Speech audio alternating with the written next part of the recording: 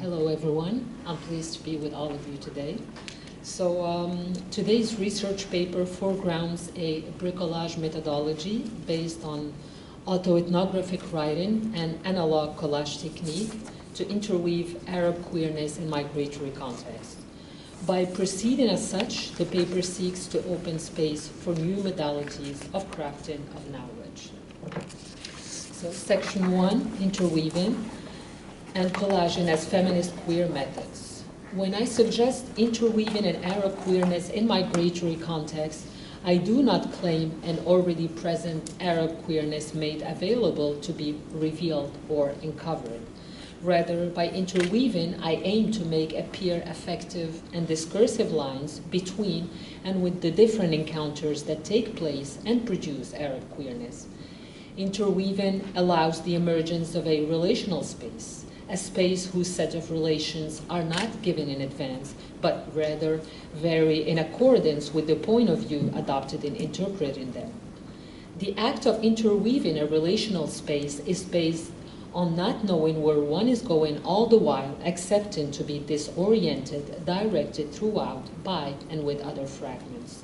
Such refusal of departing and arriving at a location of certainty is grounded within the feminist argument of situatedness and partiality put forward by the likes of Donna Haraway and Sandra Hardin. Indeed, the post-structuralist era, as well as feminist post-colonial and queer cultural critiques, have paved the way for new forms of sociological evidence. Personal experience, positionality, and fluid, dynamic, grounded writings were able to become valid, legitimate modes of knowledge production. Thanks to this postmodern heritage, it is possible for me to claim a methodological bricolage based on an amalgam of creative tactics, which are autoethnography and collage, to interweave my object of research, which is Arab queerness in migratory context. Such methodological proceedings do not come without major challenges. Challenges to articulate as clearly and concisely as possible the methodological approach to inscribe the object of research within what is done in our academic spaces.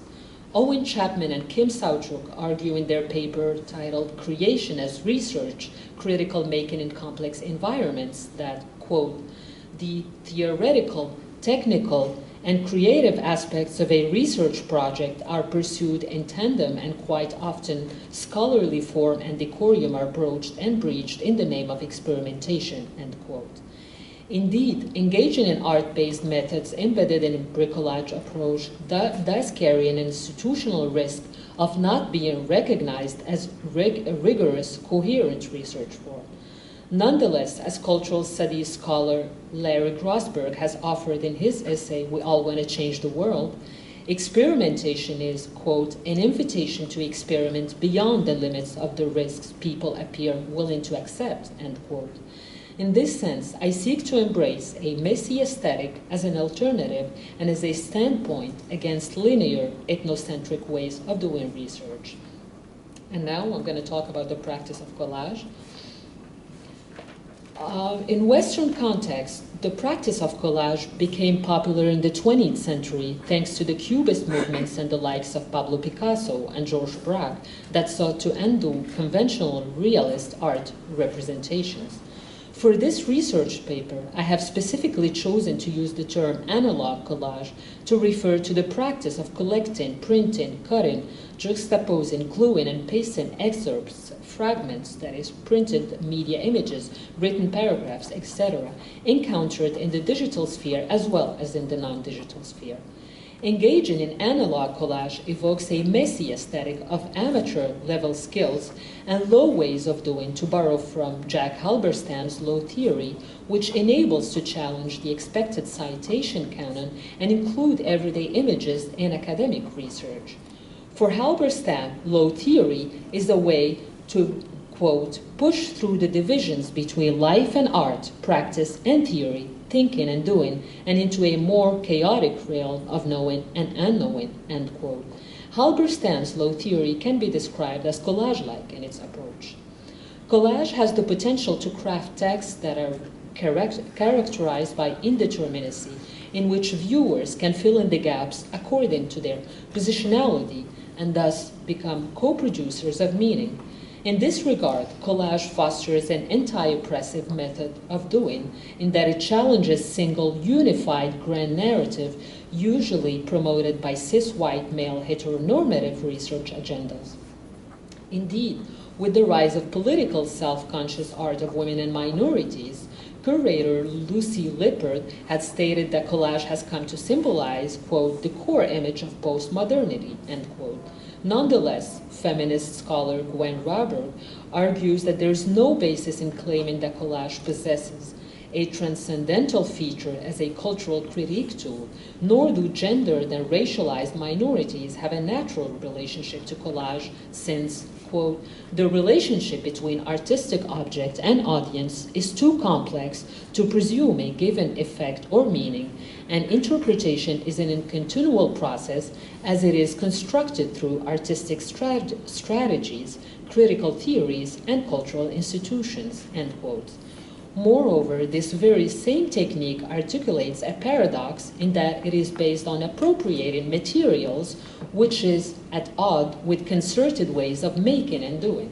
Therefore, how do we engage in collage while fostering collaborative ways of doing research? How do we grapple with this aspect of appropriating images? How do we strive to deploy an anti-extractivist critical technique that dives on images encountered across sites of exclusion without appropriating the materials? While there's no easy and clear answer to this methodological dilemma, it remains an ongoing struggle for those of us who seek to conduct research within an anti-oppressive and anti-colonial stance. And so the following section put the bricolage method to work by incorporating and articulating analog collages with autoethnographic writings. Autoethnographic account number 1.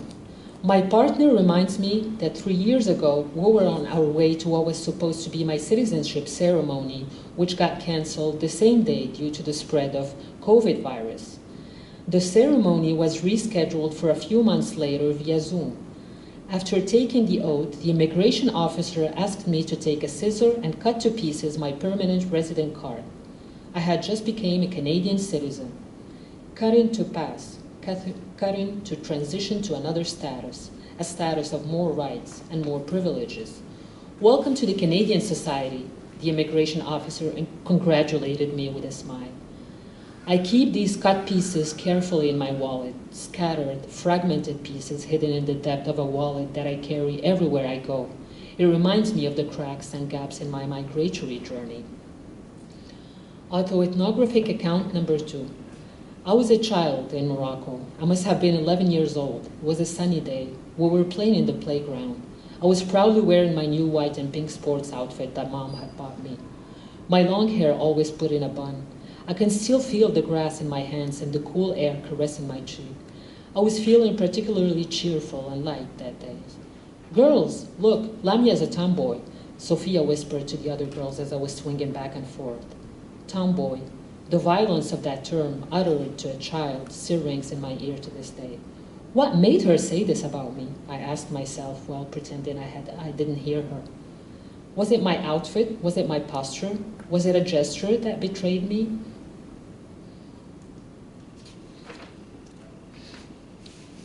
Autoethnographic account number 3. Trigger warning, because the following account contains mention of suicide. October 2017, I go to the Montreal show in Montreal. I stand in line with a mostly queer-friendly Arab crowd, Lebanese, Egyptian, Tunisian, Moroccan, etc. It is perhaps the only Arab band whose leader is openly queer. The band has been highly active for queer Arab representation.